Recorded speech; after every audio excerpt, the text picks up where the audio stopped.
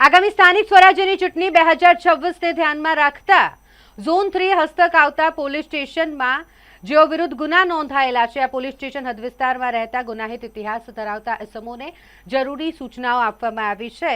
આ ઇસમોને હાજર રાખી કાયદો અને વ્યવસ્થાની પરિસ્થિતિ જળવાઈ રહે તે માટે કોઈપણ પ્રકારે શાંતિ દોહળવાનો પ્રયાસ ન કરવામાં આવે, ગેરકાયદેસર પ્રવૃત્તિ ન કરવામાં આવે તે માટેની સૂચના આપવામાં આવી છે। 86 જેટલા એવા ઇસમો કે જે બુટલેગર છે અથવા તો મિલકત સંબંધી ગુના જેમણે આચર્યા છે, એટલે કે કહી શકાય કે આ પોલીસ સ્ટેશન હદ વિસ્તારમાં રહેતા જેટલા પણ ગુનેગારો છે તેમને બોલાવવામાં આવ્યા હતા અને તેમને સૂચના આપવામાં આવી છે। ઝોન 3 ડીસીપી અભિષેક ગુપ્તાની આગેવાનીમાં આ કાર્યક્રમ યોજાયો હતો, જેમાં કપુરાઈ, વાડી, પાણીગેટ, માંજલપુર અને મકરપુરા પોલીસ સ્ટેશનના પીઆઈ પણ ઉપસ્થિત રહ્યા હતા અને આ તમામની ઉપસ્થિતિમાં આ તમામ એવા ગુનાહિત ઇતિહાસ ધરાવતા ઇસમોને જરૂરી સૂચનાઓ આપવામાં આવી છે। પ્રકારની ગેરકાનૂની પ્રવૃત્તિમાં સંડોવાવાનો નથી।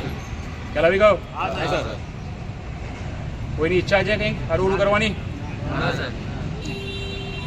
અને એવું નહીં કે ચૂંટણી છે એટલે ચૂંટણી પછી પણ શાંતિથી જો તમે તમારો પાછલા કોઈ પણ ગુનામાં સંડોવાયેલા હોવ છોડીને સારી જિંદગી ચાલુ કરી હોય તો એ જિંદગી કન્ટિન્યુ કરો।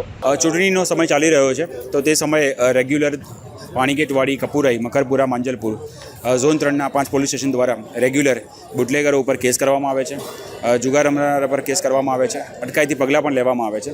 હવે જ્યારે ચૂંટણીનો સમય નજીક આવી ગયો છે ત્યારે આજે 5 પોલીસ સ્ટેશનના હિસ્ટ્રી શીટર, MCR જેને ડોઝર ઓપન કરવામાં આવ્યા છે તે લોકો, લિસ્ટેડ અને અનલિસ્ટેડ બુટલેગર અને ગેમ્બલરને આજે બોલાવવામાં આવ્યા હતા અને તેમને કડક શબ્દોમાં સૂચના આપવામાં આવી છે કે કોઈપણ પ્રકારની ગેરકાનૂની પ્રવૃત્તિમાં સંડોવાવું નહીં અને જો કોઈપણ વ્યક્તિ દારૂ વેચતા, જુગાર રમતા કે મારામારી કરતા કે કોઈપણ એવી ગેરકાનૂની પ્રવૃત્તિ કરતા દેખાશે તેના વિરુદ્ધ પાસા, તડીપાર જેવા ગંભીર પગલાં લેવામાં આવશે।